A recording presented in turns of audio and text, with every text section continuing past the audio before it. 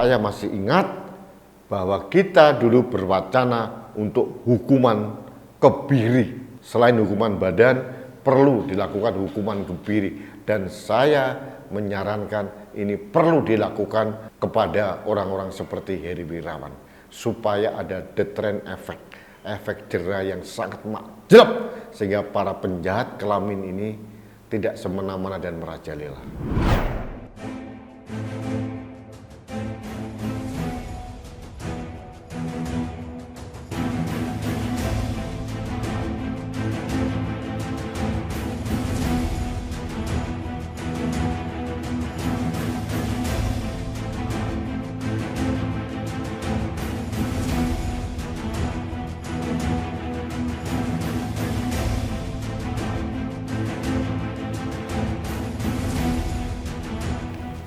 Halo sahabat Indonesia, saya hari ini membuat opini yang sangat gregetan. Gregetan melihat ulah dari seorang yang katanya ahli tahfiz Al-Quran, pimpinan pondok pesantren, namanya Heri Wirawan. Saya sebenarnya jijik menyebut orang ini.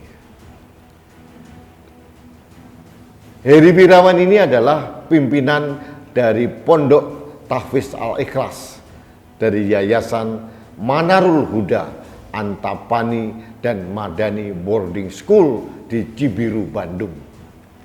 Dia juga ketua forum pondok pesantren di Bandung. Apa yang dilakukan? Ternyata dia mempunyai DNA yang sangat bejat, yaitu memperkosa 12 santrinya. Dan itu dilakukan semenjak tahun 2016 sampai sekarang. Luar biasa. 12 tunas muda dibabat habis. Dan sekarang sampai hari kemarin tanggal 8 Desember 2021,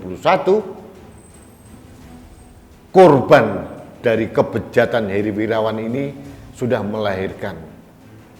Jadi total anak yang dilahirkan atas kebejatan dari Heri Wirawan ini adalah 9 bayi yang tidak berdosa.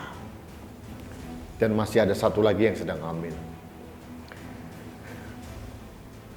Kelakuan bejat Heri Wirawan ini bukan sekali dua kali kepada salah satu orang, selalu berkali-kali, dan diiming-imingi surga dan neraka, diiming-imingi ketaatan palsu kepada guru yang bejat. Guru itu adalah digugu dan ditiru, tapi di tangan seorang penjahat kelamin seperti Heri Wirawan, makna itu berubah menjadi sangat menjijikkan. Apalagi dia berkedok Pondok Tahfiz Al-Ikhlas. Artinya apa? Di samping bejat, dia sudah memperburuk citra Islam di Indonesia. Citra Islam agama saya diperburuk, dinodai, dilukai, dinistakan oleh seorang Heri Wirawan.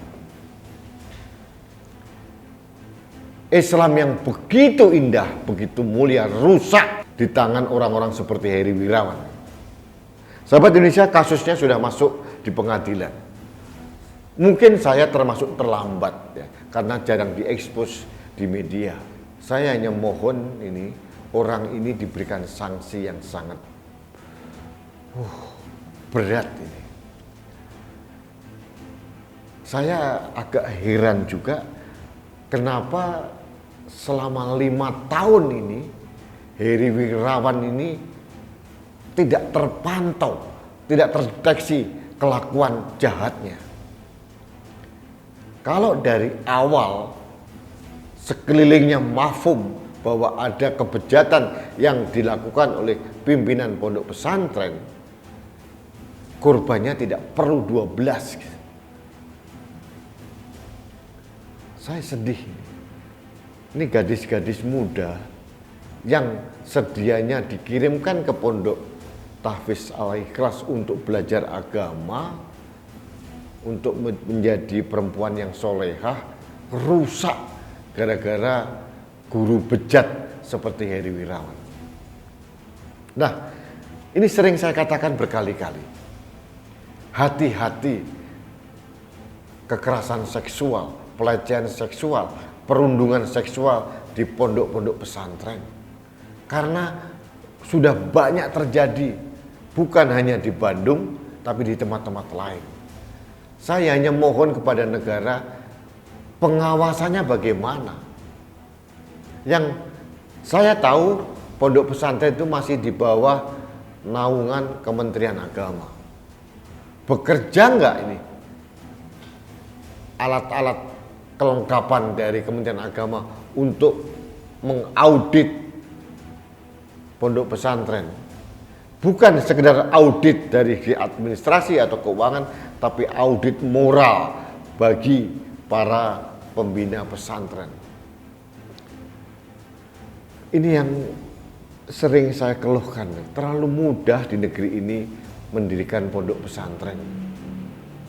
Kadang-kadang pondok pesantren dijadikan alat untuk mencari uang. Kadang-kadang dicarikan alat untuk melampiaskan kebejatan moral seperti Heri Wirawan. Pemda di mana?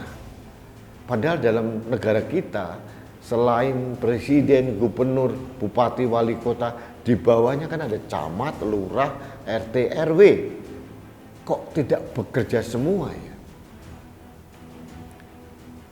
Deteksi lingkungan kok tidak bekerja?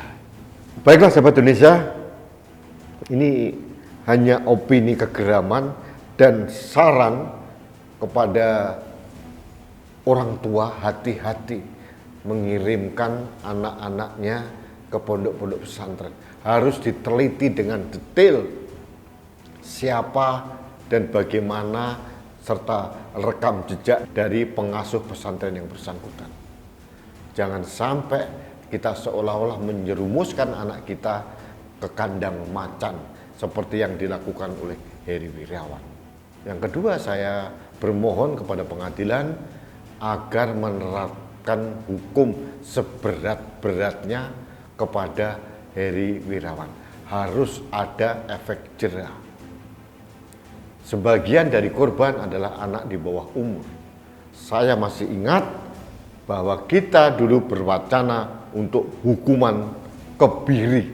Selain hukuman badan, perlu dilakukan hukuman kebiri. Dan saya menyarankan ini perlu dilakukan kepada orang-orang seperti Heri Wirawan.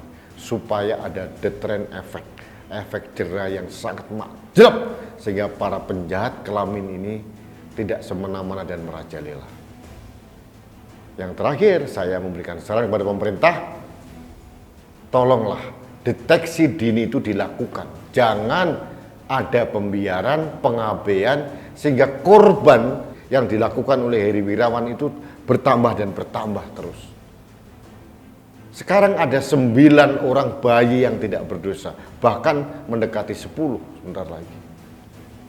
Apa jadinya ini anak-anak muda, bibit-bibit bangsa ini, kalau mempunyai ayah biologis sebejat Heri Wirawan? Sedih saya tidak bisa membayangkan bagaimana ini masa depan bayi-bayi ini dan masa depan ibu-ibunya yang masih sangat muda di bawah umur.